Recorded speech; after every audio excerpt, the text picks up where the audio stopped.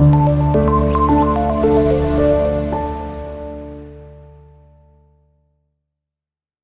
बहुत important topic है ये, मैंने देख लिया, डीएनए का स्ट्रक्चर ड्रॉ किया आपके लिए। सबसे पहले तो आपको पता होना चाहिए कि डीएनए की लोकेशन क्या है, डीएनए कहाँ पाया जाता है। हमारे सेल के अंदर, बॉडी के सेल के अंदर न्यूक्लियस होता है, न्यूक्लियस के अंदर डीएनए रहता है। ठीक है, ये आपके न्यूक्लियस है, न्यूक्लियस के अंदर होता है डीएनए। इस डीएनए को मैंने यहाँ पर थोड़ा बड़ा करके दिखाया। अब डीएनए की बात की जाए, सबसे पहले आपको लोकेशन पता चल गई कि सेल के न्यूक्लियस के अंदर रहता है डीएनए, और डीएनए कुछ इस तरह है। ठीक है, डबल हेलिकल स्ट्रक्चर है। हेलिकल का मतलब होता है कि चीज ट्विस्ट की हो, धागों को आपस में ऐसे, दो धागों को आपस में कॉइल किया गया, हेलिकल स्ट्रक्चर है। और डबल स्ट्रैंड है, देखिए एक ये स्ट्रैंड है और एक ये स्ट्रैंड, तो डबल स्ट्रैंड है और उसके अलावा हेलिकल स्ट्रक्चर, दो धागे हैं। ठीक है, उनको पकड़ के ट्विस्ट किया गया, तो इस तरह आपका डीएनए फॉर्म।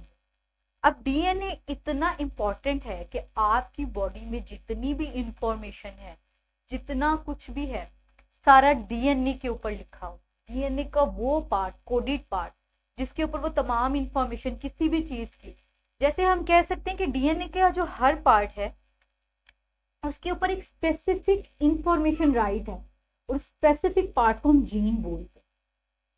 तो जीन क्या है? डीएनए के ऊपर एक स्पेसिफिक पार्ट जिसके ऊपर इंफॉर्मेशन राइट है किसी भी चीज के बारे में, वो उसकी जीन होती है। अब डीएनए में किस तरह की इंफॉर्मेशन है?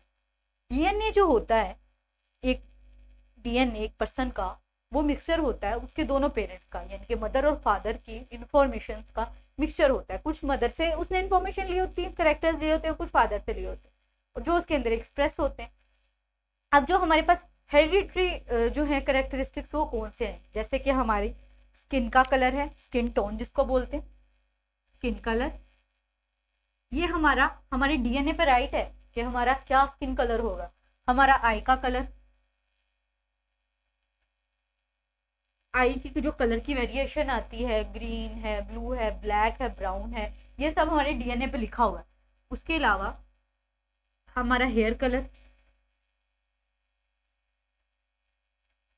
हमारी सारी ही इस तरह की इंफॉर्मेशन, उसके अलावा और भी बहुत सारी ऐसी चीजें हैं जो हमारी बॉडी को डिफाइन करती हैं, वो सारी हर चीज की इंफॉर्मेशन हमारे डीएनए के ऊपर लिखी हुई। डीएनए एक अगर मैं देखूं तो एक रेसिपी बुक है, इसके एक एक पार्ट को उठाएं, हर चीज की इंफॉर्मेशन कोड है। अगर आप कोई खास किस्म की प्रोटीन बनाना चाह रहे हैं, डीएनए की खास जीन उठाई जाएगी, उसके ऊपर रेसिपी लिखी है कि ये यूं यूं बनेगी, और हर चीज की इंफॉर्मेशन इसके ऊपर स्टोर, कोडेड फॉर्म, उसको अनकोड करके पढ़ा जाता है, और जो चीज चाहिए होती है वो बना ली जाती है। डीएनए के स्ट्रक्चर की बारे में बात करें तो डीएनए के अंदर हमारे पास ये जो आपको ये वर्ड्स नजर आ रहे हैं, CGAT, ये बेस पेयर्स हैं।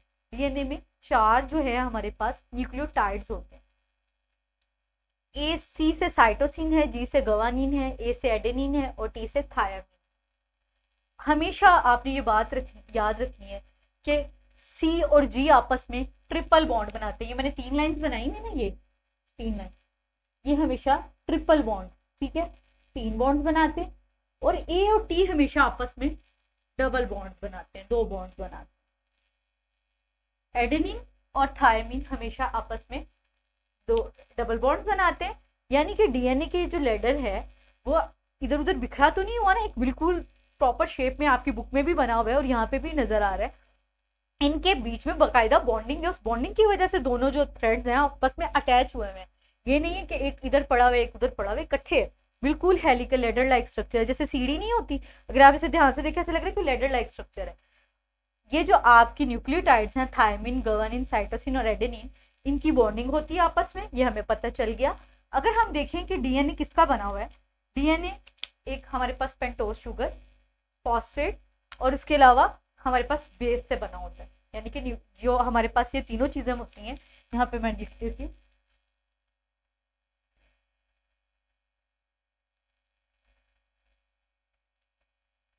डीएनए हमारे पास बना हुआ है एक पेंटोज शुगर, ये इसकी कंपोजिशन में आएगा, पेंटोज शुगर, फॉस्फेट,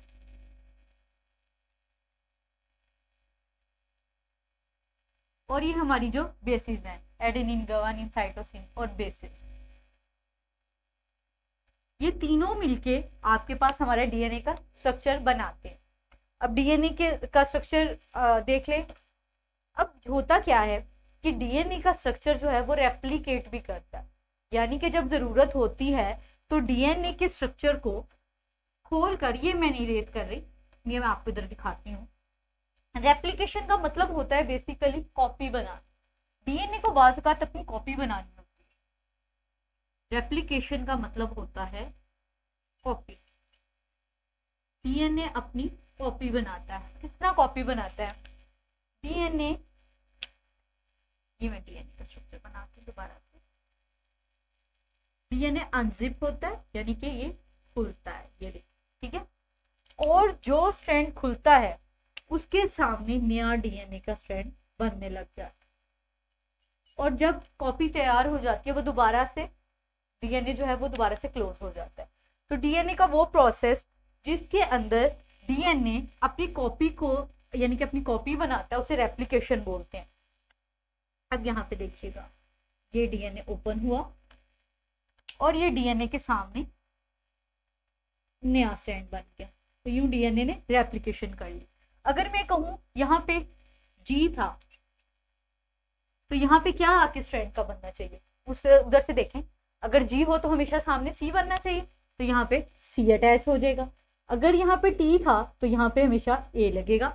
यानी कि जो आपका ओरिजिनल स्ट्रैंड होता है, जब ओरिजिनल स्ट्रैंड खुलता है उसके सामने जो नया होता है उस स्ट्रैंड को कहते हैं, वो उसका कॉम्प्लीमेंट्री स्ट्रैंड है। ये आपका जो था, जिसे हम पेरेंट स्ट्रैंड कहते हैं, इसे डॉटर स्ट्रैंड भी बोलते हैं। एक और लफ्ज याद रख ले, इसको बोलते हैं पेरेंट डीएनए,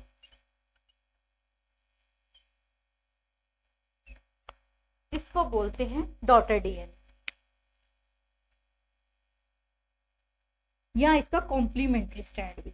उसने हमेशा देखना होता है कि स्ट्रैंड ओपन हुआ है, जहां जी है उसके सामने सी बना दो, सी है तो जी बना दो, ए है, एडेनिन है तो थायामीन बना दो, थायामीन है तो सामने एडेनिन बना दो। तो ये बिल्कुल रेप्लिकेशन के बाद हमारे पास नए दो एग्जैक्ट डीएनए आ जाएंगे, लेकिन वो डीएनए जो होंगे वो हाइब्रिड होंगे, ठीक है, यानी कि मिक्सचर होंगे दोनों डीएनए का। तो यूं डीएनए अपनी एक कॉपी भी प्रिपेयर कर लेता है, जिसको हम कहते हैं डीएनए की रेप्लिकेशन हो गई। अब डीएनए के पास क्या थी एबिलिटी, मैंने आपको बता दी कि डीएनए जो है ये हमने अपने पेरेंट्स से लिया होता है, दोनों पेरेंट्स से इक्वली उन्होंने पार्टिसिपेट किया होता है, और कुछ जो है हमारे अंदर उन्हीं के कैरेक्टर्स आए होते हैं शफल होके। आई कलर और हेयर कलर और स्किन टोन, सब चीज़ें जो है वो मिक्सर शफल होके आती हैं। और आप देखेंगे जो सिबलिंग्स हैं वो भी एक दूसरे की डिटो कॉपी नहीं होते, उनके अंदर बहुत ज़्यादा वेराइटी होती है, उनके इवन के स्किन कलर, बालों में, उनके टेक्सचर में भी डिफरेंस आ जाता है। अब हम बात करते हैं कि ये कुछ बीमारियां भी ऐसी हैं जो आपकी जेनेटिकली होती हैं, यानी कि अगर आपके पेरेंट्स में को थी, पेरेंट्स के पेरेंट्स को थी, तो वो आप तक आ जाती हैं। उसमें है डायबिटीज और हीमोफीलिया। डायबिटीज जिसको आम जुबान में हम शुगर कहते हैं, यानी कि अगर किसी के ब्लड ग्लूकोज के लेवल जो है वो रेगुलेट नहीं है, कम हो रहा है या ज़्यादा हो रहा है, वो भी आपकी जीन में होता है, यानी कि आपकी डीएनए में ये एरर है तो आप भी डायबिटीज के पेशेंट है। उसके अलावा हीमोफीलिया है, ब्लड से रिलेटेड एक डिजीज है, तो हीमोफीलिया भी जो है वो जेनेटिक डिसऑर्डर है, यानी कि पेरेंट्स की वजह से आप तक आता है। उसके अलावा हम बात करते हैं तो डीएनए के अंदर हम कहते हैं एक पर्सन है, उसका टोटल डीएनए, जितना उसके अंदर टोटल डीएनए, उसको उसका जीनोम बोलते हैं। टोटल नंबर ऑफ जीन्स जितनी भी हैं उसको हम बोलते हैं जीनोम। 3.2 बिलियन जीनोम जो हैं वो इंसान के डीएनए की हैं। इतनी सारी जीन्स हैं, उसको पूरे को मिला के, उन सारी 3.2 बिलियन जीन्स को मिला के हम जीनोम बोलते हैं। अब इंसान का जो जीनोम है उसको स्टडी किया जा रहा है। 99% जो है कहा जाता है कि वो उसका जीनोम पढ़ लिया गया। जीनोम पढ़ने का मतलब ये क्या है कि एक एक जीन पे किस किस पॉइंट पे क्या इंफॉर्मेशन राइट है, क्या लिखा गया है, वो पढ़ लिया गया। इससे हमें फ़ायदा क्या होगा कि अगर हम इंसान का जो जीनोम है उसको स्टडी कर लेंगे तो उसका हमें फ्यूचर में क्या फ़ायदा। हमें मेडिकल पॉइंट ऑफ व्यू से देखें तो इतने फ़ायदे हैं। हमें पता है एक पर्सन है, उसका जीनोम पूरा पढ़ लिया गया, हमें पता है कि इस पर्सन की इस जीन पे ये इंफॉर्मेशन राइट है, ये हम उसको ये गाइड कर सकते हैं कि आप ऐसे किसी पर्सन से शादी ना करें, या आपका पार्टनर ऐसा नहीं होना चाहिए जिसके अंदर ये डिजीजेज हों, या आप लोगों की ये दोनों जो जीन्स हैं ये मिलके आपका जो नया ऑफस्प्रिंग है बेबी, उसके लिए प्रॉब्लम कॉज कर सकती हैं।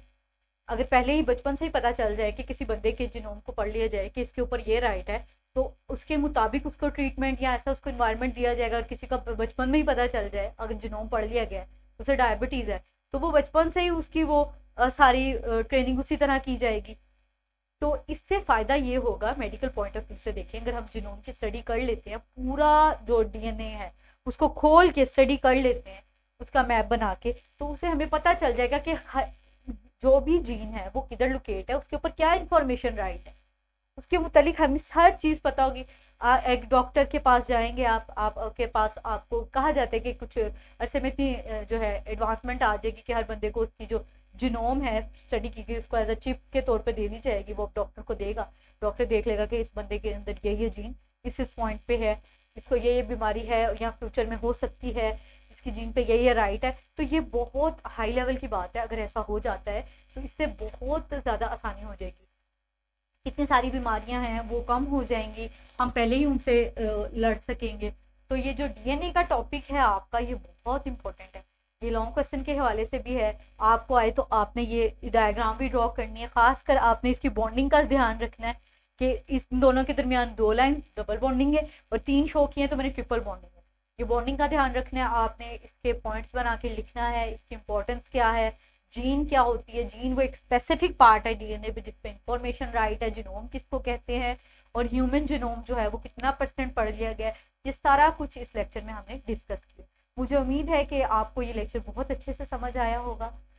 फॉलो करते रहिए, नेक्स्ट वीडियो देखते हैं, उसमें हम अगला टॉपिक जो है उसको डिस्कस करते हैं। अल्लाह हाफिज़, थैंक यू।